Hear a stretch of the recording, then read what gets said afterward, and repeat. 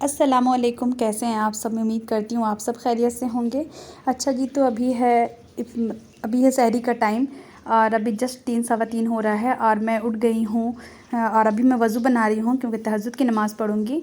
और रमज़ान में बहुत ही आसानी होता है तहज्जुद पढ़ना। गैर रमज़ान में तो हम कोशिश भी करते हैं तो हमसे नहीं हो पाता है। जो अल्लाह के बहुत करीब होंगे, बहुत नेक बंदे होंगे तो वो लोग पढ़ सकते हैं, लेकिन कोशिश करते रहना चाहिए कि गैर रमज़ान में भी अल्लाह हमें तौफ़ीक दे तहज्जुद पढ़ने की। लेकिन रमज़ान में बहुत अच्छा मौका है कि हम सहरी बनाने से आधा घंटा पहले उठें और सबसे पहले ना हम वज़ू करके और फ़्रेश होकर के हम तहज्जुद की नमाज़ पढ़ें, क्योंकि ना यही एक मतलब इतना नमाज़ है जिसको हम अल्लाह के बहुत करीब पाते हैं अपने आप को, और अल्लाह हमारे बहुत करीब रहता है और ना हमारी सारी दुआ कबूल करता है। तहज्जुद की दुआ कबूल होती है, और तहज्जुद हो और रमज़ान हो तो फिर क्या कहना। तो इसलिए ना तहज्जुद में खूब दुआ मांगना चाहिए। कम से कम नमाज़ पढ़ने के बाद आधा घंटा तक तो खूब दुआ मांगना चाहिए। इसलिए ना कोशिश करें, आप सब कोशिश करें, अल्लाह ताला सबको तौफ़ीक दे कि तहज्जुद की नमाज़ रमज़ान में बिल्कुल पढ़ें, क्योंकि बहुत ही अच्छा अपॉर्चुनिटी रहता है इंसान के लिए कि इंसान पूरा 1 महीना ना तहज्जुद की नमाज़ बहुत ही आसानी से पढ़ लेता है। और उस वक्त अल्लाह से जो भी दुआ मांगे तो अल्लाह ताला कबूल करता है, और उस टाइम हमें कोई डिस्टर्ब भी नहीं करता है। ऐसा लगता है कि बस मैं हूँ और मेरा अल्लाह है, और मैं जो भी बोल रही हूँ ना अल्लाह मुझे सुन रहा है, मैं अल्लाह से बातें कर रही हूँ। तो तहज्जुद ज़रूर पढ़ा करें। तो तहज्जुद वगैरह पढ़ने के बाद मैं किचन में आ गई सहरी बनाने के लिए, क्योंकि आज हब्बी जी नहीं है, मैं और अबान हूँ। मैं और अबान रोज़ा रखेगा। अबान का एग्ज़ाम ख़त्म हो गया, मैं बताई थी लास्ट व्लॉग में। तो बस अबान के लिए मैं यहाँ पे अबान के लिए अपने लिए चाय बना रही हूँ, और पराठा बनाई थी अबान के लिए। तो बस मुझे आज कुछ खाने का मन नहीं कर रहा था, तो मैं बस अबान के लिए पराठा बनाई थी और ख़ुद ना मैं खजूर खा ली थी और चाय वगैरह पी ली थी।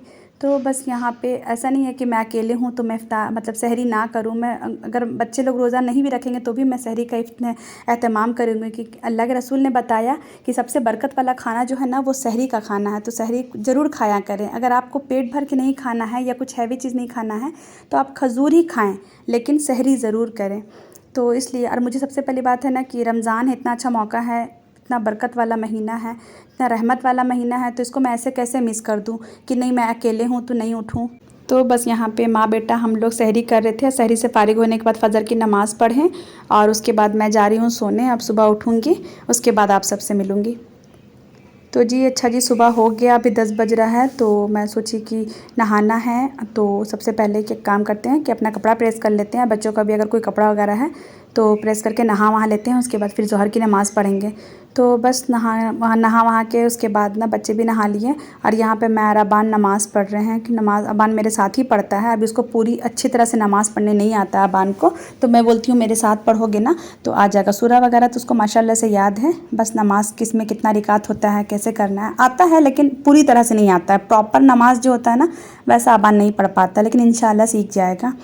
तो बस नमाज़ पढ़ने के बाद, कुरान शरीफ पढ़ने के बाद, थोड़ी सी इबादत करने के बाद ना किचन में आने का टाइम हो गया था। तो बस मैं किचन में आ गई थी, और यहाँ पे ना मैं बेसन घोल रही थी, क्योंकि ना आज अंडा भजिया बनाएंगे, तो इसलिए ना मैं यहाँ पे ना बेसन घोल रही हूँ। तो बेसन में जो भी चीज़ डालते हैं, जो मतलब तो सबको पता ही है, एक दिन पहले भी मैं वीडियो डाली थी, तो उसमें भी जो भी मेन चीज़ होता है, स्पाइसेस वगैरह होता है, मंगरेला डालते हैं और सोडा वगैरह होता है, नमक वमक डाल करके। और इसमें ना मैं एक चीज़ और ऐड की हूँ, वो है चावल का आटा। अभी आप देख रहे थे ना वाइट वाइट, वो चावल का आटा था। चावल का आटा में आप भजिया में डालिए या किसी भी पकौड़ा में है, तो उससे क्या होगा कि बहुत ना वो क्रंची बनेगा। तो मैं आज चावल का आटा डाल करके ना बनाई थी, सच में बहुत अच्छा बना था।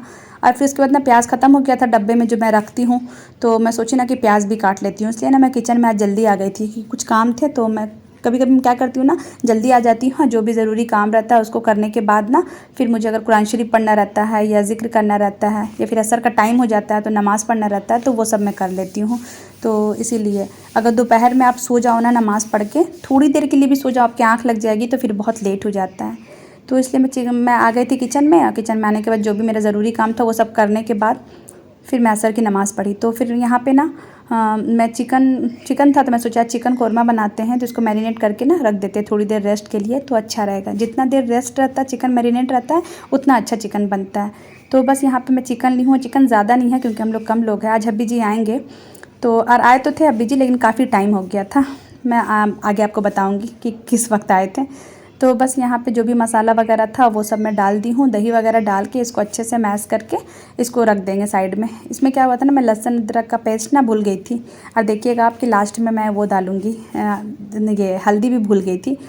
तो बस सब कुछ डाल देंगे इसमें। लहसुन अदरक का पेस्ट मैं भूल गई थी, लेकिन जब मैं बनाने लगी ना चिकन, तो उससे थोड़ी देर पहले मुझे याद आया, तो मैं फिर मैं लहसुन अदरक का पेस्ट डाल दी थी। आधा नींबू भी था, तो फिर मैं थोड़ा सा नींबू भी डाल दी थी। और यहाँ पे देखिए हल्दी डाल रही हूँ मैं। हल्दी डालने के बाद इसको अच्छे से मिला देंगे, मिला करके इसको साइड में रख देंगे। और उसके बाद यहाँ पे ना मैं अबान के लिए लस्सी बना रही थी, क्योंकि अबान आज रोज़ा से था और अबान को लस्सी अच्छा लगता है। तो मैं सोची ना कि बच्चा मेरा रोज़ा से है, कि उसके लिए कुछ स्पेशल बना देते हैं। ऐसे इफ्तार वगैरह जो भी बनाया तो खाता है माशाल्लाह, लेकिन मैं सोची कि लस्सी बना देते हैं। तो दही भी था मेरे पास ऑलरेडी, तो इसलिए मैं अब सोची अबान के लिए बनाती हूँ। तो यहाँ पर मैं अबान के लिए लस्सी बना रही थी, और ये रुअफ़ज़ा वाला लस्सी है। एक सादा लस्सी होता है सिंपल सा, तो ये रुअफ़ज़ा वाला, इसमें रुअफ़ज़ा डाल देंगे ना तो इसका टेस्ट और बढ़ जाएगा, और इस तरह से पिंक कलर भी आ जाएगा। तो बस लस्सी बन गया था, और बनने के बाद ना मैं सोची कि ऐसी बाहर रखूँगी तो गर्म हो जाएगा, तो इसको ठंडा रखने के लिए ना मैं एक गिलास में डाल लूँगी, और डालने के बाद ना इसको फ्रीज़ में रख दूँगी। और फिर अब्बान ना अफ्तार के वक्त नहीं पिया था, क्योंकि अफ्तार के वक्त शरबत भी था, तो रोज़ा खोल करके हम पिया था। क्योंकि रोज़ा खोलने के बाद एक डेढ़ घंटा के बाद, 2 घंटा के बाद अगर कुछ ठंडा पीने को मन करता है, तो आप रोज़ा खोलने के बाद भी लस्सी वगैरह पी सकते हैं। तो बस उसके बाद आज साबूदाना बनाना था, तो यहाँ पे मैं ऑयल ले ली, और इसका ज़ीरा और मीठा नीम पत्ती डाल दी। प्याज डाल के इसको, प्याज को अच्छे से सौटे कर लेंगे। उसके बाद इसमें ना आलू डाल देंगे, और प्याज के साथ ही आलू डाल देंगे। अगर प्याज को थोड़ा लाल कर लेंगे ना तो आलू गलेगा नहीं, तो प्याज और आलू साथ में ही डालिएगा। तो बस इसको थोड़ा सा पका लेंगे। इसको जब ये थोड़ा सा गल जाएगा ना, उसके बाद टमाटर डालेंगे। टमाटर पहले नहीं डालना है, तो टमाटर बाद में डालना है। तो टमाटर भी अच्छे से हल्का सा गल जाएगा, बस उसके बाद साबूदाना डाल दीजिएगा। और मैं ना नमक पहले ही डाल दी थी, जब आलू डाली थी ना उसके बाद ही, ताकि आलू जल्दी से गल जाए। और फिर इसमें साबूदाना डाल देंगे। साबूदाना डालने के बाद इसको अच्छे से मिला लेंगे, और साबूदाना जब पक जाएगा ना उसके बाद ही आप गैस बंद करिएगा। अभी तो ऐसे दिख रहा है, और जब चलाते चलाते ना थोड़ी देर में आप इसको चलाइएगा, उसके बाद वो बन जाएगा। तो साबूदाना डन हो गया था। उसके बाद मैं यहाँ पे अंडा भजिया तलने लगी थी, और इफ़्तार का वक्त मतलब 5 साढ़े 5 हो रहा था, तो इफ़्तार में ज़्यादा टाइम था नहीं, तो मैं सोची कि इसको भी फ्राई कर लेते हैं। तो यहाँ पे अंडा भजिया बना रही थी मैं।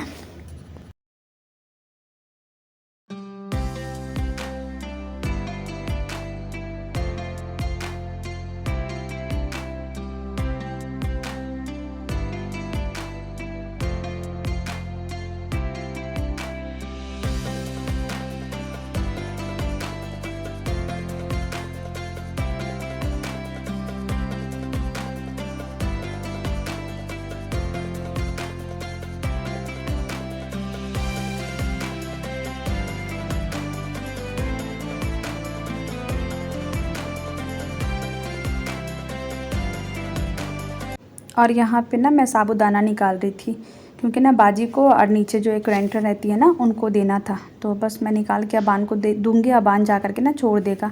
आसपास जगह ना अबान ही मतलब पहुँचा देता है, तो ठीक लगता है। मुझे आसानी रहता है कि रोज़ा रख के मुझे नीचे जाना नहीं पड़े। लेकिन आज मुझे 2 ही घर देना था, बाजी के घर देना था और नीचे देना था। तो अबान भी रोज़ा से था, लेकिन फिर भी वो दोनों घर ना जा कर के दे दिया बाबू।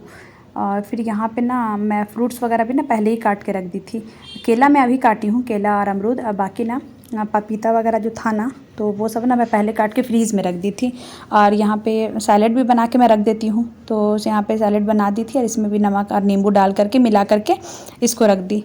और उसके बाद ना मैं इफ्तार को उठा करके दस्तरखान पे ले जा रही थी, कि ना चलो अब थोड़ा सा टाइम है। मैं कोशिश करती हूँ ना कि आधा घंटा पहले ही मेरा ना इफ्तार रेडी हो जाए, मेरे दस्तरखान पे लग जाए। तो बस इफ्तार वगैरह ले आए थे। और ये जो शरबत था ना, इसको मतलब इसका नाम तो मोहब्बत का शरबत है, इसी नाम से मैं जानती हूँ। तो बस यहाँ पे ना वही मैं बना रही थी। अबान बोला था मम्मी वो शरबत बनाओ ना जो पिछली बार बनाते थे। तो आज मैं फ़र्स्ट टाइम बना रही हूँ, क्योंकि ना दूध को ठंडा करने के लिए फ्रीज़र में रखे थे। तो मैं सोची दूध जब ठंडा हो जाएगा ना तो लास्ट में ही इसको बनाएंगे। और चीनी मैं ऑलरेडी घोली हुई थी पानी में, हल्का पानी में चीनी घोल दी थी, तो मुझे ज़्यादा दिक्कत नहीं हुआ, तुरंत बन गया, ज़्यादा टाइम नहीं लगा। तो बस उसमें दूध डाली, इसमें रुअफ़ज़ा डालूँगी, और रुअफ़ज़ा को अच्छे से मिला लूँगी। और मिलाने के बाद ना जो तरबूज़ है ना कटिंग किया हुआ छोटा छोटा, मतलब उसको चॉप करिएगा। तरबूज़ जो रहेगा ना उसका छोटा छोटा चॉप करके तब डालिएगा। तो और ना उसमें सब्ज़ा भी डालते हैं। आप ही जो मेरी बनाती है ना उसमें सब्ज़ा डालती है। मुझे मुंह में सब्ज़ा आता है ना तो मुझे बिल्कुल भी अच्छा नहीं लगता, पता नहीं क्यों, मुझे सब्ज़ा पसंद नहीं है। तो मैं बस ना तरबूज़ का बनाई थी, तरबूज़ वाला अच्छा भी लगता है। तो बस अब हम लोग यहाँ पे दुआ कर रहे हैं अल्लाह ताला से कि अल्लाह ताला सबके साथ खैर व आफ़ियत का मामला फ़रमाए। सबके लिए दुआ कर रहे हैं और अपने लिए भी दुआ कर रहे हैं। तो बस यही था मेरा आज का व्लॉग। दुआओं में याद रखिएगा, अपना ख़्याल रखिएगा। अल्लाह हाफ़िज़। तो बस यहाँ पे हब्बी जी भी आ गए थे और वो यहाँ पे इफ़्तार कर रहे थे। जब मैं नमाज़ पढ़ ली ना तब ये आए, तो बोले थे रास्ता में ना मैं पानी पी लिया था। तो बस यहाँ पे हब्बी जी इफ़्तार कर रहे हैं और हम लोग भी साथ दे रहे हैं।